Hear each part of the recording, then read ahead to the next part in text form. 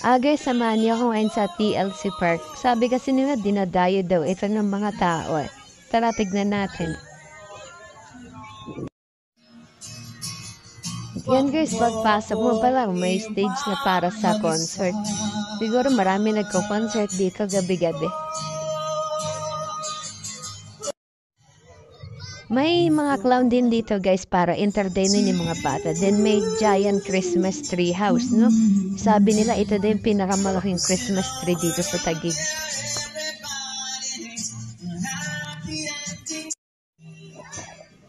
Hashtag probinsiyudad guys.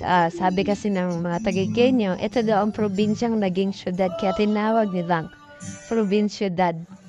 Marami din mga wall painted dito guys, no? Pwede kayo magpa-picture kasama ng inyong mga pamilya, kapatid, kaibigan, kamag-anak. Meron din dito simbahan. Simbahan nga lang may skeleton na tuwa sa Christmas lights. Pag gumala kayo dito, ang daming light decoration, no? Kahit saan kayo tumingin, katulad nito, hallway na may iba't ibang kulay din. Ito yung parang mga giant egg o flower bulb na malalaki na iba-ibang kulay, guys. Then ayan, pasukin natin yung crystal ball hallway. Ito yung sinasabi nilang maganda pag magpa-picture ka. Kumikisdap kahit saan ka tumitingin, guys. Kaya tara, pasukin natin, guys. Yan po. Ayan, ang pagpasok mo pa lang may mga crystal ball, no? Sa hallway, no? Then, puro salamin yung loob. Kaya kapag nag-picture ka dito, guys, na may flash sigurado. Ito naman yung grass na may Christmas lights decor, guys. Kaya ang ganda talaga tignan ng Christmas lights na to kasi iba-ibang kulay. Then, yung mga bata, may entertain din. Then, meron ditong puzzle zone na may ilaw, no? Yun nga lang, nakakalito dumaan dito kasi pabalik-balik ka minsan, guys. Kaya maganda to sa mga bata. Then, ito yung panel disc, guys, no? May mga hologram to sa ilalim. Try natin mamaya ito lapitan, no? Then, yung grass na may small eggs na iba-ibang kulay din yung mga egg neto na ilaw, guys, no? Ayan, then yung mga floating balls. Iba-ibang kulay din guys, kaya maganda talaga tignan, no? Then, may teatro pala dito guys, may nag-teatro nun, may para entertainin lahat ng mga manonood ng live. Maganda to kasi live yung ano nila, pagpapalabas, hindi parang pelikula lang na pinanood sa sinehan. Kaya may entertain talaga kayo dito sa love guys. Ito naman guys yung flower light na courting lampshades, no? Ang ganda-ganda. Kapag nagutom naman kayo, pwede kayo dito, may food court dito, ang daming lamesa, no? Ayan, katulad niyan guys, ang dami-daming kumakain dito sa may food court ng TLC Park. Ito yung food court ng TLC Park guys, ha? Then marami kayong choices ng food kasi maraming tindahan dito sa loob, no?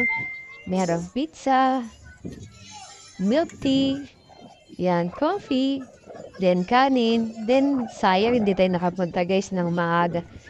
Kita sana natin yung yung Laguna Beach kung sakasakali tayo pumunta ng maaga dito guys, no? Ang ganda ba naman dito kung maliwanag tayo nagpunta.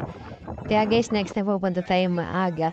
Sorry Then ito naman yung food bazaar sa Lakeshore, no? Maraming food dito pag pumunta kayo. Katabi ng food bazaar yung hallway na puro heart naman guys, kaya maganda tignan.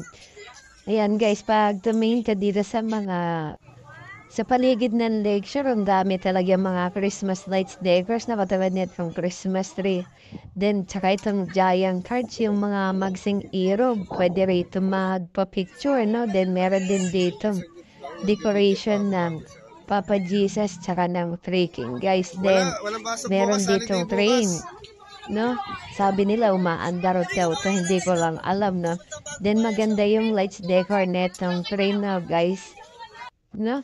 Tignan natin yung harap. Yan, napakaganda talaga guys ng train na to. Punong-puno na Christmas light decors. Then may mga floating house dito sa lake now guys. Ayan, kitang-kita natin guys, no? Tara, pasukin natin guys, no? try natin videohan yung mga floating house dito. No? Yan, sa ngayon guys, blanco pa yung mga floating house. No? Hindi natin alam kung may ilalagay pa sila nito. Lalo na papalapit nila yung Pasko, no? Ayan guys, ito naman yung food court ng Lakeshore, no? Meron din pala ditong live ba na nagpe-perform sa loob, no? Ang sarap kumain dito guys kasi maraming pa tayo. Yan, maraming salamat guys. Just follow, like, and subscribe sa ating